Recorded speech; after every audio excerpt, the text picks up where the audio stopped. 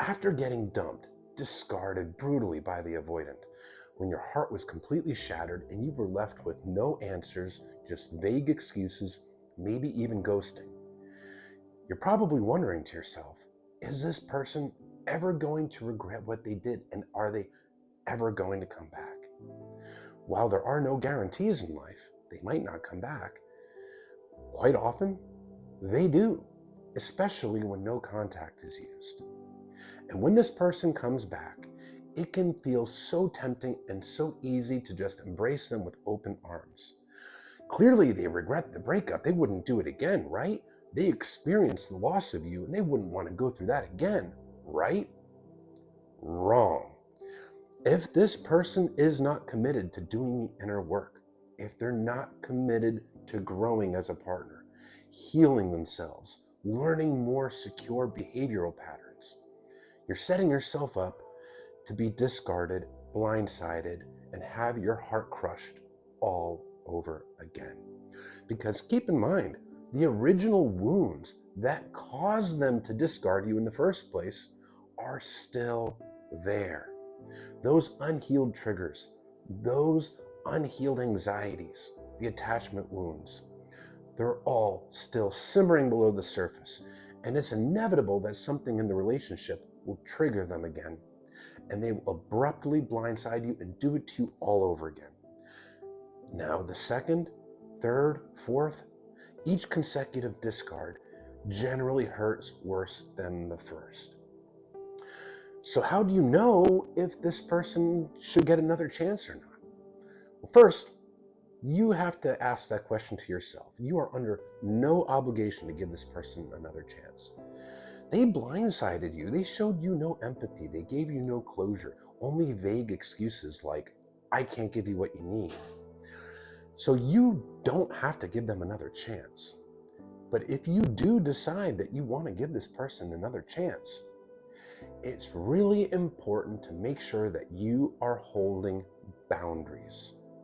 And by holding boundaries, you are truly respecting your own self-worth. Because what they did to you isn't okay. But if you take them back with open arms and hold them no boundaries, and you don't hold their feet to the fire in any capacity, you're telling yourself that what they did to you is okay, and you're certainly sending them the same message as well. That it's okay to just blindside you and treat you as if you are an option. That's not a good message to send to yourself, and that's the message you'd be sending if you held no boundaries. Now, boundaries are your limits of what you want, what you don't want, what you need, what you don't need, what you'll tolerate, what you won't tolerate. Also, your expectations. And think of some really good boundaries that you could hold to protect yourself. A boundary could be, okay, I'm open to getting back together if you're going to therapy, if I see a commitment towards working on becoming more secure. Because what happened really hurt, and that's not something I want to go through again. And hold their feet to the fire and be willing to walk away if they're not doing the work. By acknowledging and respecting your own worth and really recognizing it, it makes it so much easier to hold boundaries. Dig into your own worth. Recognize that you're a person that never would blindside someone like that. You bring love and genuine commitment into a relationship. You bring effort, you bring care, you bring emotional availability. You deserve the same in return. And when you really recognize that and believe that, it does become so much easier to hold those boundaries because you know that you do not deserve to be treated like you're an option. You don't deserve to be discarded and shown no empathy. You deserve quite the opposite. So really focus on those boundaries that you feel like you would need to hold with them and stick to it. Now, one of the reasons why people won't hold boundaries when the avoidant comes back or even express those boundaries is the fear that, if I tell them what my requirements are, they might run away. Well, if they run away and they don't recommit to the relationship because you have boundaries in place to protect yourself after what they did to you, let them go. Because if they're running away from that, what they are telling you up front is that they're going to do it to you all over again. Look at some of the comment sections and some of the videos that I post here. or other creators that post on similar content. It's not unheard of for an avoidant to dump the same person over and over and over again. And I've seen instances where they've dumped and discarded the same partner 10 times or more. Because every time this person brings them back with open arms, the avoidant, oh, I made a mistake.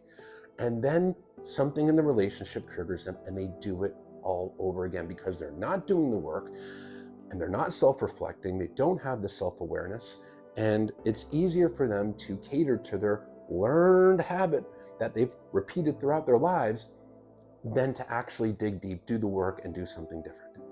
So unless they are coming back with a real commitment to change, to heal, to become a better partner, and to grow, taking them back under any other circumstances is really asking for it to happen all over again. And why put yourself through that over and over and over and over again? Ask yourself this: if this person's not committed to doing the work and they're showing you that they're not committed to doing the work, why do you feel that it's worth putting yourself through that pain and punishment over and over and over and over again? Is this person really bringing something that you can't find elsewhere? Or are you holding on to this pedestal version that you've created in your mind of them based on that initial connection and chemistry? Because that's what it is. You're setting yourself up for failure, and yes, you will find that connection with somebody else, somebody who's emotionally available.